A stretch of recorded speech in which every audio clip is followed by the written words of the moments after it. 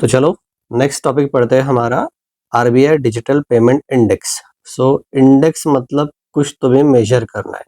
क्या मेजर करना है? तो डिजिटल पेमेंट के बारे में मेजर करना है।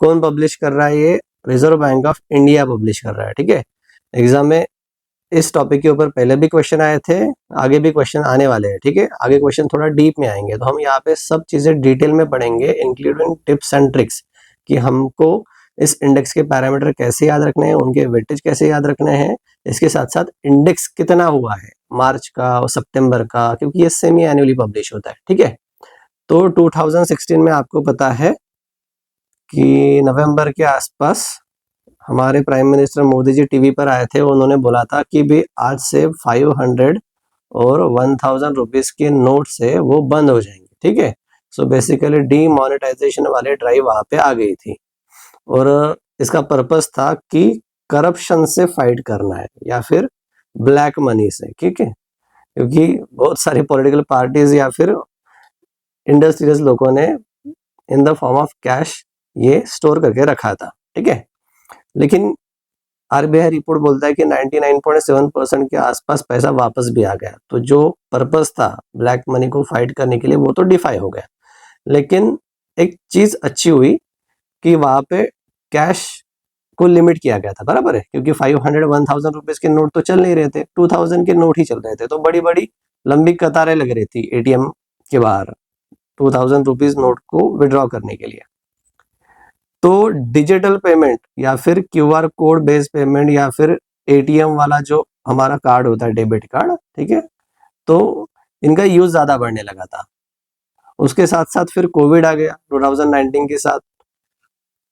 तो इसके बाद तो फिर सोशल डिस्टेंसिंग नॉर्म्स भी फॉलो करने थे, तो इसके साथ और डिजिटल पेमेंट को ज्यादा बढ़ावा मिल गया। ठीक है, पेटीएम करो वाली चीजें आ गई, आपका भीम यूपीआई वो तो पहले ही आ गए थे, लेकिन ये ज्यादा यहाँ पे यूज हो रहे थे। ठीक है, आप ऑब्जर्व कर रहे होंगे कि लोकल किराना शॉप से लेकर वेजिटेबल मंडी में देखिए या फिर कोई भी दूध या फिर पनीर खरीदना हो, उन सभी के पास बेसिकली क्यूआर कोड होता है। तो हमने बेसिकली जो 2016 से स्टेप्स लिए थे डिजिटाइजेशन को बढ़ाने के लिए, उसी को ही कैप्चर करना है। ठीक है, so to capture the extent of digitization of payments across the country, RBI ने ये इंडेक्स कंस्ट्रक्ट किया है जिसका नाम है डिजिटल पेमेंट इंडेक्स। क्या मेजर करता है? It measures deepening and penetration of digital payments in a country over different time periods। ठीक है, डिजिटल पेमेंट कितना डीपली पेनिट्रेट हुआ है ये मेजर करना है उसको। तो मेजर तो करना पड़ेगा, जैसे हम सीपीआई मेजर करते हैं इन्फ्लेशन के लिए, जीडीपी मेजर करती है बराबर कि हमने कितना प्रोडक्शन किया है, तो उसका एक बेस ईयर होता है। तो वैसे ही हम यहाँ पे एक बेस ईयर कंसिडर करके चलेंगे और उस बेस ईयर के बेसिस पे अभी कितना इंप्रूवमेंट हुआ है वो इंडेक्स के तरफ हमें पता चलेगा। तो हमने डिजिटल पेमेंट इंडेक्स के लिए मार्च 2018 को बेस पीरियड कंसिडर किया। ठीक है, याद रखना, एग्जाम में आया है, एग्जाम में आएगा, मार्च 2018 इज अ बेस ईयर और यहाँ पे स्कोर देंगे 100 का। ठीक है, उसके ऊपर जो कुछ स्कोर आएगा वही हो जाएगा हमारा इंप्रूवमेंट। ठीक है, तो कितना बेस ईयर है यहाँ पे? March 2018 is a base year, that is DPS score for March 2018 is set at 100 and it is published since January 1 2021। याद रखना, बेस ईयर कितना है? मार्च 18, और पब्लिश कब से चालू हुआ है? तो 1 जनवरी 2021 से चालू हुआ है। सो ये हर साल में पब्लिश किया जाता है, लेकिन 2 बार। ठीक है, subsequent DPI value show how much digital payments have expanded since 2018, इसीलिए वो बेस ईयर है। It is published on RBI website on semi annual basis, मतलब एक साल में 2 बार, with a lag of 4 months. With a lag of 4 months क्या होता है? ये देखिए कि हमारा बेस ईयर क्या है। फॉर एग्जाम्पल मार्च 2018 पकड़ लिया, तो मार्च के बाद अप्रैल आएगा, मई आएगा, जून आएगा और उसके बाद जुलाई आएगा। तो यहाँ पे 4 मंथ्स का लैग हो रहा है। तो जुलाई या फिर अगस्त के आसपास आपको डिजिटल पेमेंट इंडेक्स देखने को मिलेगा। कहाँ पे? आरबीआई की वेबसाइट पे। ठीक है, ये हमेशा सेमी एनुअल बेसिस पे आपको देखने को मिलेगा। अगर फॉर एग्जाम्पल मार्च का बेस ईयर है तो हमको कहाँ पे मिल रहा है? जुलाई के आसपास मिल रहा है। उसके बाद सितंबर का जो इंडेक्स है वो कहाँ तक मिलेगा आपको? सितंबर, अक्टूबर हो गया, नवंबर हो गया, दिसंबर हो गया और उसके बाद जनवरी। तो जनवरी के आसपास भी आपको एक डिजिटल पेमेंट इंडेक्स मिल जाएगा, लेकिन मार्च और सितंबर के लिए ही हम मेजर करेंगे। तो भाई डिजिटल पेमेंट इंडेक्स मेजर करना है, कैसे करेंगे? तो उसके 5 पैरामीटर्स है। कौन से 5 पैरामीटर्स है? याद रखिए, payment enablers, payment infrastructure demand side, payment infrastructure supply side, payment performance and payment sorry consumer centricity. ठीक है, तो ये 5 ब्रॉड पैरामीटर्स हो गए। ये देखिए, payment enablers, payment infrastructure, demand side and supply side, payment performance and consumer centricity. ठीक है, तो इसका निमोनिक हम याद रखेंगे पाई सी, याद रखिए। ठीक है, पाई सी। तो इसको याद कैसे रखेंगे? तो देखिए, एक पैरामीटर यहाँ पे कंज्यूमर सेंट्रिसिटी। ठीक है, तो ये सर्कल ऑफ सेंटर याद रखिएगा। और आपको पता है कि सरकमफरेंस को डिवाइड बाय करो डायमीटर से, तो आपको क्या मिल जाएगा? वैल्यू ऑफ पाई। तो pi is basically this pi. So this pi is for payment performance. ठीक है, ये आएगा पेमेंट परफॉर्मेंस, ये पेमेंट इंफ्रास्ट्रक्चर, ये पेमेंट एनेबलर्स और ये कंज्यूमर सेंट्रिसिटी। और पेमेंट इंफ्रास्ट्रक्चर में 2 चीजें होती है। ठीक है, एक होता है सप्लाई साइड और दूसरा होता है डिमांड साइड। ठीक है, तो ये 5 पैरामीटर्स आपको याद रखना है। एग्जाम में अगर पूछेगा तो 5 पैरामीटर्स आपको याद होनी चाहिए। क्या ट्रिक है उसकी? Pie C, P for performance, I for infrastructure, यहाँ पे 2 है, demand side supply side, E for enabler payment enabler और सी फॉर कंज्यूमर सेंट्रिसिटी। अब इसके वेटेज भी याद रख लेते हैं। ठीक है, तो ये देखिए, ये पेमेंट परफॉर्मेंस है, ये कंज्यूमर सेंट्रिसिटी, तो इसका 5% वेटेज और इसका परफॉर्मेंस के लिए सबसे ज्यादा 45% है वेटेज। ठीक है, तो इनका एडिशन कितना हो गया? 50%। तो 50% तो अपना यहाँ पे एडजस्ट हो गया। अब ये बाकी 50% को कैसे एडजस्ट करना है? तो 25, 15 और 10। तो 10 क्या रहेगा? मैं याद रखता हूँ इसको 10 का दम। दम मतलब डिमांड। ठीक है, पेमेंट इंफ्रास्ट्रक्चर डिमांड साइड। अभी डिमांड का 10 हो गया तो सप्लाई का 15 कर दूंगा मैं, तो पेमेंट इंफ्रास्ट्रक्चर सप्लाई साइड। और फाइनली क्या है हमारा? ई वाला factor, that is payment enablers. ठीक है, कैसे तो भी जुगाड़ करके याद रखना है क्योंकि एग्जाम में आती है। आपको मैच द पेयर भी दे देगा कि फॉर एग्जांपल यहाँ पे पैरामीटर रह गए, यहाँ पे वेट्स रह गए, आपको बोलेंगे मैच करो, या फिर यूपीएससी टाइप वाला क्वेश्चन की कौन सी करेक्ट है कौन से नहीं है। ठीक है, तो याद हो जाएगा।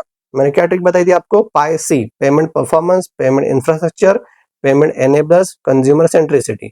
तो ये वाला जो कॉर्नर है, ये वाला और ये वाला, इनका एडिशन 50% होगा, इसका 5% और इसका 45%, और इन दोनों के बीच कितना आएगा? 50%। कैसे? यहाँ पे 25% और यहाँ पे 25%, लेकिन इसको भी डिवाइड किया हमने, यहाँ पे 15% उसके बाद 10%। ठीक है, तो यही यहाँ पे देख लेते हैं। Payment enablers 25%, payment infrastructure demand side 10%, 10 का दम। ठीक है, demand, payment infrastructure supply side 15%, performance 45% और कंज्यूमर सेंट्री 5%। इनका ब्रीफ पढ़ लेते हैं यहाँ पे कि पेमेंट एनेबलर्स मतलब क्या है। भाई, पेमेंट करना है हमको डिजिटली, उसको एनेबल तो करो, मतलब हमको इंटरनेट फैसिलिटीज होनी चाहिए, मोबाइल पेनिट्रेशन होना चाहिए। अगर मोबाइल ही नहीं होगा तो क्यूआर कोड कैसे स्कैन करेंगे? रेगुलेटरी सपोर्ट भी होना चाहिए। सो ये सब चीजें जो डिजिटल पेमेंट को फैसिलिटेट करेंगी। उसके बाद पेमेंट इंफ्रास्ट्रक्चर डिमांड साइड और सप्लाई साइड। डिमांड साइड मतलब कंज्यूमर फेसिंग इंफ्रास्ट्रक्चर। भाई, मुझे तो करना है लेकिन मुझे कुछ मीडियम तो दे दो पेमेंट करने के लिए, जैसे कि डिजिटल पेमेंट एप्लीकेशन हो गए, जैसे जीपे हो गया, फोन पे हो गया, पेटीएम हो गया, वैसे चीजें। यूजर इंटरफेस इजी होना चाहिए, जैसे हिंदी में भी होना चाहिए या फिर कोई रीजनल लैंग्वेज में भी होना चाहिए। और उसके साथ साथ ईज ऑफ एक्सेस, इजीली उसको एक्सेस करता आना चाहिए। ठीक है, बटन दबाओ, क्लिक दबाओ, स्कैन करो, फॉर एग्जांपल क्यूआर कोड वगैरह, उसके साथ पिन करके आप पेमेंट कर सकते हो, ये वाली चीजें। तो ये payment infrastructure consumer facing infrastructure हो जाएगा, सप्लाई डिमांड साइड वाला। और यहाँ पे थर्ड है सप्लाई साइड वाला, ये हो जाएगा मर्चेंट साइड इंफ्रास्ट्रक्चर। मतलब मेरे पास तो है मोबाइल भाई जो स्कैन कर सकता है, लेकिन तुम तो अपने दुकान में क्यूआर कोड रखो, तुम तो अपने दुकान में पॉइंट ऑफ सेल टर्मिनल रखो। मेरे पास डेबिट कार्ड क्रेडिट कार्ड है, लेकिन उसको स्वाइप तो करना पड़ेगा, तो पॉइंट ऑफ सेल टर्मिनल भी होना चाहिए। तो मर्चेंट साइड इंफ्रास्ट्रक्चर भी बढ़ना चाहिए। याद रखना, आप कोविड के बाद देखिए कि हर दुकान में क्यूआर कोड के वो स्टिकर लगे थे। ठीक है, पेटीएम वाले या फिर बाकी Bhim, UPI, Bharat QR code वगैरह वगैरह। उसके बाद मर्चेंट एप्लीकेशंस होने चाहिए, पेमेंट गेटवे भी होना चाहिए। ठीक है, तो ये सब चीजें सप्लाई साइड थ्रू होने चाहिए, इसीलिए मर्चेंट साइड इंफ्रास्ट्रक्चर भी स्ट्रांग होना चाहिए। उसके बाद पेमेंट परफॉर्मेंस, हमको क्या मेजर करना है? Digital payment index. सबसे ज्यादा वेटेज किसको है? पेमेंट परफॉर्मेंस को। तो ये कैसे मेजेंगे कि भाई यहाँ पे ट्रांजैक्शन मैट्रिक्स हो गया, मतलब कितने वॉल्यूम, कितना वैल्यू और कितनी फ्रीक्वेंसी। वॉल्यूम मतलब क्या होता है कि नंबर ऑफ ट्रांजैक्शंस कितने हुए हैं, यहाँ पर वैल्यू पर ट्रांजैक्शंस कितने हुए हैं, और यहाँ पे फ्रीक्वेंसी कितने बार ट्रांजैक्शन हो रहे हैं ये। ठीक है, तो वही यहाँ पे number of UPI, IMPS, NEFT transfers कितने हो रहे हैं, ये मेजर करेंगे परफॉर्मेंस। इसके साथ साथ कैश विड्रॉल कितना कम हो रहा है, ये भी यहाँ पे एक इंडेक्स है, पढ़ेंगे हम नीचे। कंज्यूमर सेंट्रिसिटी, अभी ये सब चीजें करने में भी कुछ दिक्कत आएगी। फॉर एग्जांपल मैंने क्यूआर कोड स्कैन तो कर लिया, मैंने पेमेंट भी कर लिया और पेमेंट यहाँ से मेरा डेबिट भी हो गया, लेकिन मर्चेंट को वो क्रेडिट नहीं हुआ है, तो पैसा कहाँ पे चला गया?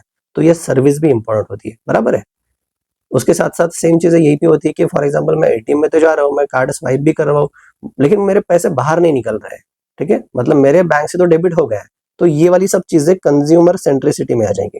सो it measures how user friendly and accessible payment systems are, including customer service आप कैसे दे रहे हो, जैसे कि कंप्लेंट मैकेनिज्म की, जैसे मैंने आपको एक एग्जाम्पल बताया, ठीक है। तो ये सब 5 ब्रॉड पैरामीटर्स है। अभी ये पैरामीटर्स के भी कुछ सब इंडिकेटर्स हैं, ठीक है, तो ये भी पढ़ लेते हैं। Together they offer holistic view for digital transaction adoption. तो क्या पढ़ा था हमने, याद रखिए, पाईसी, ये एक payment performance, payment infrastructure, demand side भी है और सप्लाई साइड भी है। ये क्या है, पेमेंट एनेबलर्स, और ये क्या है, कंज्यूमर सेंट्रिसिटी। इसका वेटेज कितना था, 5%, इसका वेटेज कितना था, 45%। तो इनको और इसको ऐड करके 50 हो गया था। और अभी जो बाकी 3 बचे थे, इसका भी वेटेज था 50%, और इसको डिवाइड करेंगे हम 25% और यहाँ पे 25%। ये 25% मतलब क्या रहेगा, पेमेंट एनेबलर रहेगा, और यहाँ पे डिवाइड करता 15 और यहाँ पे 10, 10 मतलब 10 का दाम डिमांड, ठीक है, और यहाँ पे क्या आएगा, सप्लाई, ठीक है, याद होगा।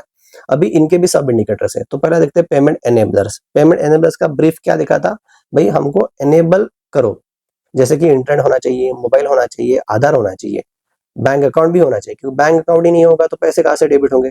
पार्टिसिपेंट्स भी होने चाहिए, मतलब पार्टिसिपेंट तो होने चाहिए, किसको पेमेंट करे, किसको क्रेडिट करे, किसको डेबिट करे, या फिर मर्चेंट भी होना चाहिए, या फिर मर्चेंट के पास वो चीजें भी होनी चाहिए। तो ये चीजें आएगी पेमेंट एनेबलर में, ठीक है। तो यहाँ पे देखिए, जैम, जनधन, आधार, मोबाइल, तो वही तो है, जनधन मतलब बैंक अकाउंट, आधार मतलब आधार होना चाहिए, मोबाइल मतलब मोबाइल होना चाहिए, मोबाइल के साथ इंटरनेट फैसिलिटी भी होनी चाहिए, पार्टिसिपेंट्स होने चाहिए और मर्चेंट्स होने चाहिए। So these are payment enablers. ये चीजें नहीं होगी तो पेमेंट कर ही नहीं सकते, पॉसिबल ही नहीं है। दूसरा है payment infrastructure demand side. Demand side मतलब किसकी डिमांड, हमारी डिमांड, ठीक है।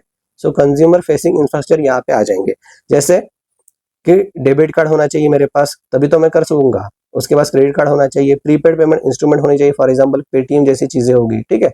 कस्टमर रजिस्टर्ड मोबाइल और इंटरनेट बैंकिंग भी होना चाहिए, मोबाइल इंटरनेट बैंकिंग होगी तो फिर मैं कर सकता हूँ। उसके साथ साथ अगर मुझे टोल पेमेंट करना है तो मेरे पास फास्टैग का स्टिकर तो होना चाहिए, तभी मैं पेमेंट कर सकूंगा। अब ये चीजें होने के साथ साथ अभी डेबिट कार्ड और क्रेडिट कार्ड है मेरे पास, लेकिन उसको स्वाइप करने के लिए मशीन तो होनी चाहिए, जैसे पॉइंट ऑफ सेल टर्मिनल, ठीक है।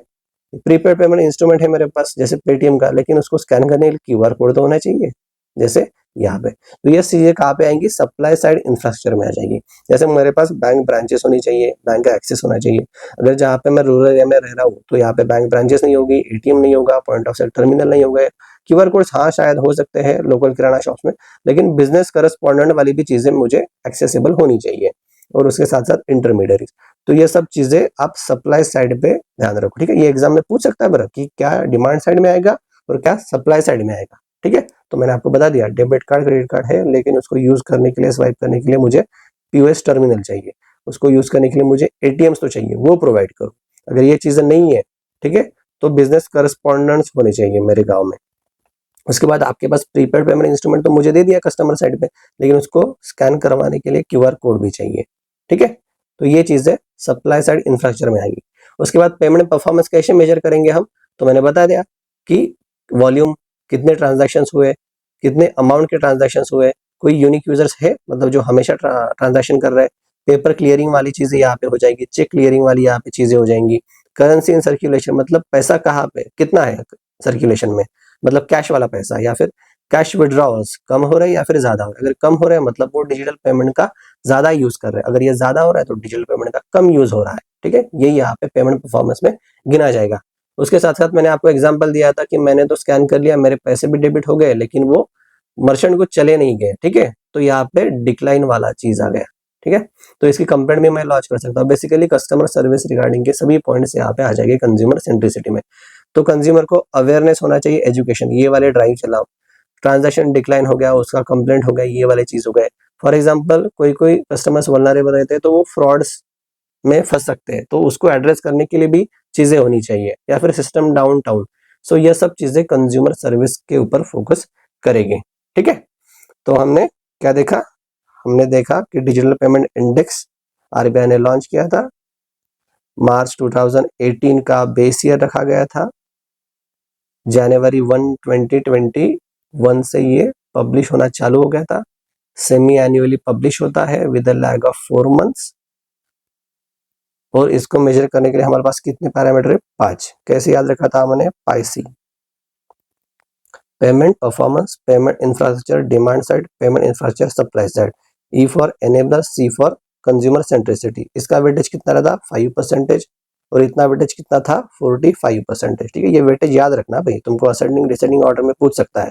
ये 50% यहाँ पे कवर हो गए, तो यहाँ पे 50% यहाँ पे कवर हो जाएंगे। इसका हाफ मतलब 25% एनेबलर के लिए और 25% इंफ्रा के लिए। लेकिन इंफ्रा में दो चीजें है, डिमांड साइड भी है और सप्लाई साइड भी है। डिमांड मतलब 10 का दम, तो 10%, और सप्लाई साइड मतलब 15%। ऐसे करके टोटल 100% आपके कवर हो रहे हैं। लेकिन भाई ये हम पढ़ क्यों रहे हैं? अब क्या क्या मतलब क्या न्यूज में आया था कि हमको डिजिटल पेमेंट इंडेक्स पढ़ना पड़ा? तो वही बोल रहे भाई कि अभी फॉर एग्जांपल जुलाई अगस्त का महीना चल रहा है, तो with lag of 4 months publish किया जाता है। तो ये किसके लिए पब्लिश किया? मार्च 2025 के लिए पब्लिश किया डिजिटल पेमेंट इंडेक्स। और वो कितना है? 493.22। याद रखना है, एग्जाम में पूछेगा कितना? 493.22। याद कैसे रखेंगे? 500 के आसपास है। ठीक है, याद रखो 500 के आसपास है। 500 में 7 कम है। ठीक है, so 493.22 as against 465.33 for September 2025। Sorry September 2024। तो सितंबर 2024 में कितना था? ये 465.33। इसको याद करते रहना। देखो 465.33, यहाँ पे सभी नंबर से भाई 3 4 5 6, बस उसको अरेंज करना है। ठीक है, तो कैसे अरेंज करना है? 3 4 5 6 को भाई 3 आएगा यहाँ पे 0.33 में, और यहाँ पे 4 5 6 को कैसे अरेंज करेंगे? तो यहाँ पे 4 5 और 6, तो 465। ऐसे भाई कैसे भी जुगाड़ करके याद रखना है। अगर ऐसे याद रखोगे ना, आपको 1 साल के बाद भी याद रहेगा कि 4 5 6 के आसपास कुछ तो भी नंबर थे यहाँ पे। तो 465, 365 हमारे साल के दिन होते हैं, उसमें भाई 100 ऐड कर लो। ठीक है, 465 फॉर सितंबर। और मार्च में कितना था? तो 4455। ठीक है, लेकिन कैसे करना है? 4455 और पॉइंट यहाँ पे आएगा। तो हमने तीनों इंडेक्सेस रट लिए। ठीक है, ये मार्च 2024 का, ये सितंबर 2024 का, और अभी हम जो पढ़ रहे हैं ये कहाँ पे? मार्च 2025 का। मार्च 2024 का कैसे याद रख लिया हमने? कि 4455। ये कैसे याद रखना? कि 3456। और उसको मैंने बोला था कैसे याद रखना है? कि 465.33, डबल 3 याद पे था। और अभी जो पढ़ रहा है यहाँ पे क्या? 22 है। ठीक है, 493.22, 500 के आसपास। सो ये क्या दिखा रहा है? Digital payment across the country registered 10.7% year on year rise as on March 2025। मतलब यहाँ से अगर यहाँ जाना है तो कितना परसेंट? 10.7% इंक्रीज हुआ है। ठीक है, 11% के आसपास। ठीक है, याद रखना, एग्जाम में पूछ सकता है ये कि मार्च के कंपैरिजन में अभी मार्च का कितना ग्रोथ हुआ है? तो 10.7%। दिस इंक्रीज, ये जो 10.7% इंक्रीज हुआ है, ये किसकी वजह से हुआ है? क्योंकि हमने देखा था कि हमारे इंडेक्स में 5 पैरामीटर्स थे, 5 में से 2 पैरामीटर की वजह से ये ज्यादा इंक्रीज हुआ है। पहला है पेमेंट इंफ्रास्ट्रक्चर सप्लाई साइड, इसको कितना वेटेज था? 15% वेटेज था। और दूसरा है पेमेंट परफॉर्मेंस, इसका कितना वेटेज था? 45% वेटेज था। अगर यहाँ पे बढ़ गया तो देख ही नहीं आ रहा है, 60% वेटेज ही बढ़ रहा है आपका बेसिकली, तो डिजिटल पेमेंट इंडेक्स तो बढ़ेगा ही। ठीक है, तो सप्लाई साइड वाली चीजें हो गई, मतलब मर्चेंट के जो मर्चेंट वाले साइड थी वो वाली बढ़ गई, जैसे ब्रांचेस बढ़ गए, बिजनेस करेस्पॉन्डेंट्स बढ़ गए, एटीएम्स बढ़ गए, पॉइंट ऑफ सेल टर्मिनल्स बढ़ गए, बराबर, ये चीजें बढ़ गई। और पेमेंट परफॉर्मेंस भी बढ़ रहा है, मतलब वॉल्यूम बढ़ रहे हैं, ट्रांजैक्शंस बढ़ रहे हैं, कैश विड्रॉल कम हो रहा है, ये सब चीजें बढ़ रही, इसलिए ये चीज बढ़ रही है। ठीक है, तो यहाँ पे मैंने देखिए ये आरबीआई से देखा कि डिजिटल पेमेंट इंडेक्स, भाई इंडेक्स मार्च 2018 बेस ईयर है, इसका स्कोर दिया था हमने 100, तो ये 100 से ही शुरू हो रहा है। ठीक है, इसलिए देखिए टाइमलाइन में 100 है, 0 से नहीं चालू हो रहा है। ठीक है, और यहाँ से लेकर 500 तक अभी हम यहाँ पे पहुंच रहे हैं 493.22। इसको कैसे याद रखना है? मैंने बताया था कि 4455, यहाँ पे 465, यहाँ पे 493। तो ये मार्च 20 में कितना था? नियर अबाउट 200 के आसपास था। ठीक है, ये भी पूछ सकता है। सो 200 से हम सीधा देखिए 500 के आसपास जा रहे हैं। UPI and mobile, the explosive Uptake of UPI is the key driver of DPI, क्योंकि ये पेमेंट परफॉर्मेंस में आएगा। ठीक है, कितने ट्रांजैक्शन हुए? तो यूपीआई से हुए। UPI shares in digital payment jump from 34% to 83%। ठीक है, ये भाई ऐसे के लिए काम आ सकता है, या फिर आपको इंटरव्यू में पूछ सकता है कि 80 के आसपास इसका परसेंटेज है। While having 5% CAGR compound annual growth rate of 74%। Factors include zero transaction fee, convenient feature जैसे क्यूआर कोड पेमेंट, ऑटो पे फॉर रिकरिंग बिल्स। जैसे फॉर एग्जांपल अगर मुझे यूट्यूब पे ऐड नहीं चलानी तो ऑटो पे मैं चला सकता हूँ, या अपने आप कट जाएगा, बराबर है। गूगल पे या फिर फोन पे ये फैसिलिटीज हमको प्रोवाइड करती है। क्यूआर कोड पेमेंट इजी है, तो इसी की वजह से तो ये यूपीआई और मोबाइल बढ़ रहा है। यही बोल रहा है फैक्टर्स इंक्लूड जीरो ट्रांजैक्शन फी भी नहीं है पर्टिकुलर अमाउंट के लिए, और कन्वीनियंट फीचर्स भी है। ये 28 जुलाई पीआईबी के भी एक न्यूज है कि India digital payment landscape has witnessed over 65,000 crore digital transactions. ठीक है, मतलब नंबर ऑफ ट्रांजैक्शंस इतने, volume amounting to how many, transaction value ही है 12,000 lakh crore in 6 financial year. ठीक है, मतलब कोविड से अभी तक तो भाई 65,000 करोड़ ट्रांजैक्शन हुए, और कितना रुपए हुआ है ट्रांजैक्शन, तो 12,000 lakh crore. Impact on higher digital payment index. अभी ये थोड़ा फेज 2 के बारे में पढ़ लेते हैं, क्योंकि आपको पूछेगा, ठीक है, फेज 2 में पूछ सकता है कि what do you mean by digital payment index. उसको एक्सप्लेन करो, उसके पैरामीटर एक्सप्रेस करो, उसके साथ साथ इसका क्या इम्पैक्ट हुआ है और उसके क्या चैलेंजेस है, ये आपको फेज 2 में पूछ सकता है। 10 मार्क्स के लिए, 15 मार्क्स के लिए, कोई गारंटी है नहीं। ठीक है, तो क्या इम्पैक्ट हुआ है, ऑब्वियसली यार फाइनेंशियल इंक्लूजन एक्सेलरेट हुआ है। ठीक है, कि गांव गांव में क्यूआर कोड पहुंच गया है। उसके साथ साथ डिजिटल क्रेडिट मॉडल को भी सपोर्ट मिल रहा है। जैसे फॉर एग्जांपल देखिए ना, आप गूगल पे यूज करते होगे तो आपको यहाँ पे सिबिल स्कोर चेक करने के लिए भी ऑप्शन आता होगा। ठीक है, CIBIL score basically credit score होता है। ठीक है, कि मेरी ऐपत कितनी है कि मैं लोन को रीपे कर सकता हूँ, मतलब मुझे कितना लोन मिलना चाहिए सिबिल स्कोर पे डिपेंड करेगा। तो वही वो दे रहा है गूगल पे। तो यही बोल रहा है कि support for digital credit models, initiatives like new digital credit assessment model for MSME show a shift towards real time data driven credit evaluation supporting faster and fair financing. उसके बाद strengthening of digital ecosystem highlights India's evolving resilient payment ecosystem driven by policy support innovation वगैरह वगैरह। ठीक है, तो ये impact होगा, financial inclusion होगा, क्रेडिट मॉडल असेस कर सकेंगे, सपोर्ट कर सकेंगे, या फिर बाकी चीजें।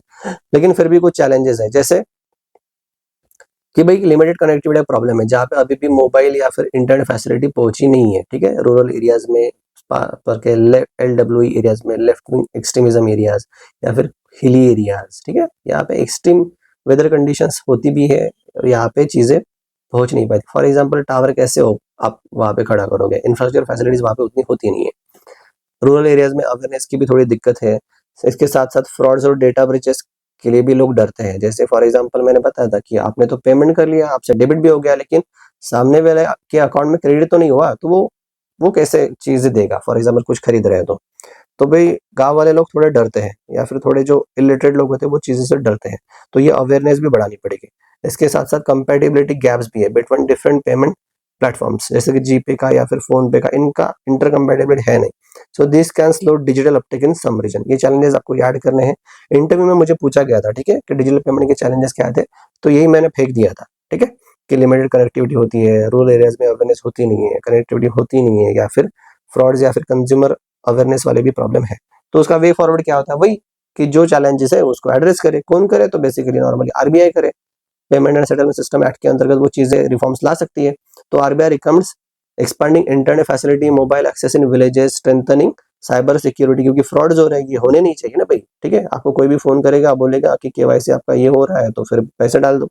फ्रॉड डिटेक्शन होनी चाहिए, लॉन्चिंग यूजर अवेयरनेस कैंपेन्स, या फिर creating unified standards of seamless transaction. जैसे आप देख सकते हो टीवी पे ऐड आती है अमिताभ बच्चन के थ्रू कि सतर्क रहिए, जानकार रहिए, काइंड ऑफ थिंग वाले। ठीक है, आरबीआई के अवेयरनेस कैंपेन चलते रहते हैं। So these are the way forward. अगर ये चीजें इंप्लीमेंट हो गई तो हमारा डीपीएफ फर्दर बूस्ट हो जाएगा, डिजिटल पेमेंट फर्दर बूस्ट हो जाएगा। ठीक है, तो चलो थोड़ा रिवाइज कर लेते हैं थ्रू एमसीक्यूज, क्योंकि क्या पढ़ लिया, क्या दिमाग में चला गया, अभी एमसीक्यूज हमारा डिसाइड करेगी। तो RBI digital payment index practice questions. So what is the base period for RBI digital payment index, देखना ही नहीं है भाई, क्या था, मार्च 2018। उसके साथ साथ which parameter of RBI DPI carries highest weightage, मैंने बोला था कौन सा थे पैरामीटर, हमने देखे थे पाई सी थे। ठीक है, तो ये वाला वेटेज सबसे हाईएस्ट था। पेमेंट परफॉर्मेंस कितना था, 45%। और सबसे कम कौन सा था, ये साइड का सी, कंज्यूमर सेंट्रिसिटी।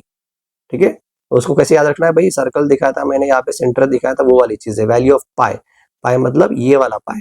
ठीक है, payment performance, payment infrastructure demand side, supply side, payment enablers, और यहाँ पे था सेंटर सेंट्रिसिटी। तो इसका आंसर क्या आएगा, 3, payment performance. DPF for March 2025 was reported at, ठीक है, तो नियर अबाउट 500 के आसपास था। तो कितना था, 493.22। ठीक है, 22 था। याद रखिए 493.22। Which of the following best describes payment enabler parameter of DPI? तो volume and value of DL transaction नहीं, ये क्या आएगा भाई?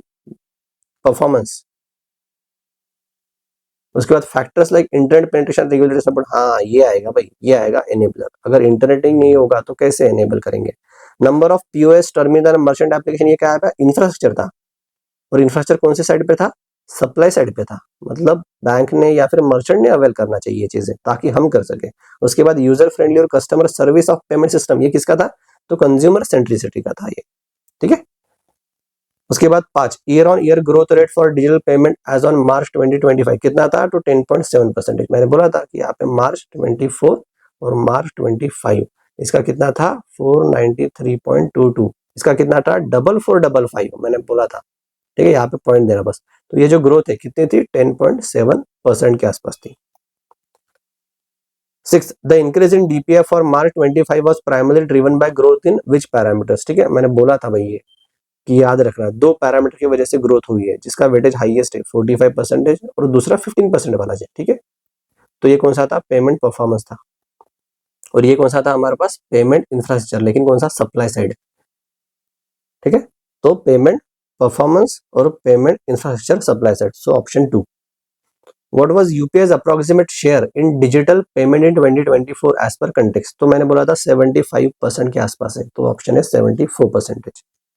सॉरी ये क्या बोल रहा है? अप्रोक्सीमेट शेयर बोल रहा है डिजिटल पेमेंट, ये तो ग्रोथ बताया हमने, 74% का ग्रोथ था, 83 आएगा यहाँ पे, ठीक है। So UPI shares of digital payment jump from 34% to 83%। उसके बाद how frequently is RBI DPI publish? तो कितना? Semi annually with a lag of how many months? 4 months. मैंने बताया था कि जनवरी 21 में पहले लॉन्च किया था उन्होंने, ठीक है। तो उसके पहले कितना लगता है भाई? यहाँ पे दिसंबर होगा, उसके बाद नवंबर होगा, उसके बाद कितना था? अक्टूबर आएगा, और यहाँ पे सितंबर। तो सितंबर का इंडेक्स 4 मंथ्स लैग में जनवरी में लॉन्च किया था, ठीक है। अभी फॉर एग्जांपल हमने क्या बताया कि मार्च 2025 का इंडेक्स कब लॉन्च किया था? वो तो अप्रैल, मई, जून और जुलाई में लॉन्च किया, ठीक है। तो यहाँ पे देखिए 4 महीने का लैग है। So which parameters of DPI would ease of access of to digital payment application to be categorize under? तो ईज ऑफ एक्सेस होना चाहिए, तो ये पेमेंट इंफ्रास्ट्रक्चर के बारे में बोल रहा है, लेकिन किसको ईज ऑफ एक्सेस? हमें होना चाहिए, कंज्यूमर साइड पे होना चाहिए, तो डिमांड साइड आएगा, ठीक है।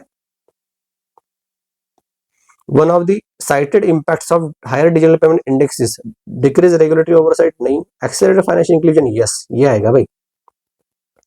11, 5-year compound annual growth rate of UPI mentioned in the text is approximately, तो मैंने बोला था 74% के आसपास ये यूपीआई में। Which of the following is not listed as a challenge for digital payment in the text? तो कौन सा चैलेंज नहीं है? लिमिटेड कनेक्टिविटी रूरल एरियाज तो है, increasing fraud and data breaches ये भी चैलेंज है, high transaction fee on UPI, नहीं भाई, यूपीआई के ऊपर transaction fee as of now नहीं है, ठीक है। तो ये रॉन्ग आएगा। Compatibility gap between payment platform, yes, ये एक चैलेंज है। तो 3 चैलेंजेस है, एक नहीं है, वो है third. Consumer centricity parameter in DPI carries a weightage of, सबसे कम मतलब 5%, ठीक है। कस्टमर सर्विस के बारे में ये चीजें बोलता है, उनके कंप्लेंट्स के बारे में, so 5%। According to PIB release cited total value of digital transaction, ठीक है, ये वैल्यू बोल रहा है, in last financial year was, तो 12,000 लाख करोड़। अगर वॉल्यूम के बारे में बोला तो कितना था हमारा? ठीक है, हमने देखा था ये था 65,000 करोड़ का वॉल्यूम ट्रांजैक्शन हुआ है, लेकिन ये लाख करोड़ वैल्यू में आएगा। 15, which of the following is recommended way forward by RBI to boost DPI?